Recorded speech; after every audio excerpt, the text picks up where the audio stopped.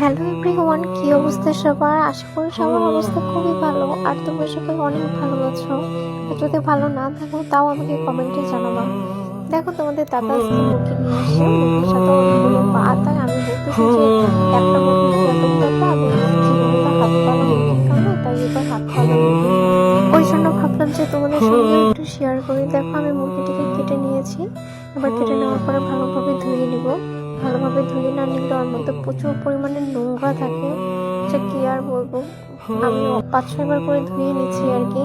5-6 বার করে ধুয়ে নেওয়ার পরে তারপরে রান্না করব।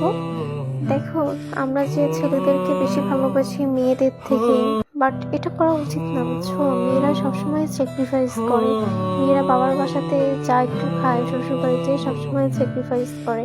ওই জন্য আমাদের মনে হয় ছেলেকে ভালো মন্দ বেশি বেশি বড় বড় জিনিস না খাইতে দিয়ে মেয়েকেই খাওয়ানো উচিত। কারণ আমাদের ছেলেরা শ্বশুর বাড়িতে গেলেও ভালো মন্দ খাওয়া পাবে, বাবার বাসাতে থাকলেও ভালো মন্দ খাওয়া পাবে। দেন মেয়েরা শ্বশুর বাড়িতে গেলেও তাদের কম করে খাইতে হয়, নিজের বাসাতে থাকলেও তাদের মায়েরা আর কি হিংসার চোখে দেখে, ছেলেদেরকে ভালো চোখে দেখে, আর মেয়েদেরকে একদম সহ্যই করতে পারে না। ওই জন্য কম কম করে খাইতে দেয়, মানে বেশি খাইতে দেয় না। বলে যে শ্বশুরবাড়ি যেয়ে বিলাসিতা করিস, শ্বশুরবাড়ি যেয়ে ভালো মন্দ খাস, কিন্তু আসলে সেটা হয় না, বুঝছো?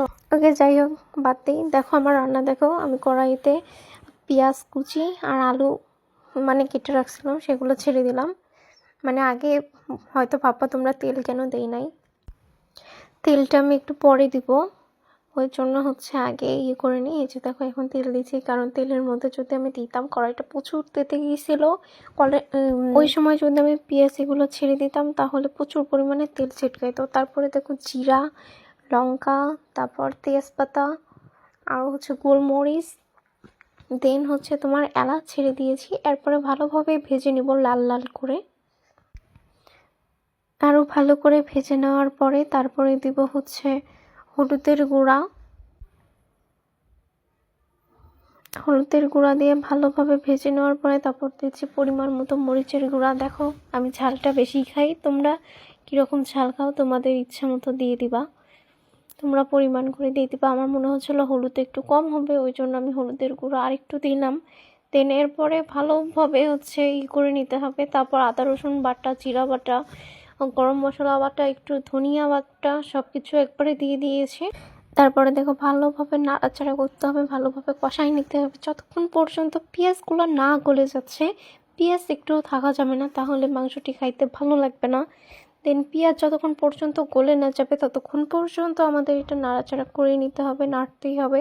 এরপরে যখন একটু নাড়াচাড়া করে নেওয়ার পরে আমি এখন মাংসগুলো ছেড়ে দিব কড়াইতে। সবগুলো মাংস ছেড়ে দেওয়ার পরে আবার ভালোভাবে কষাইয়ে নিতে হবে।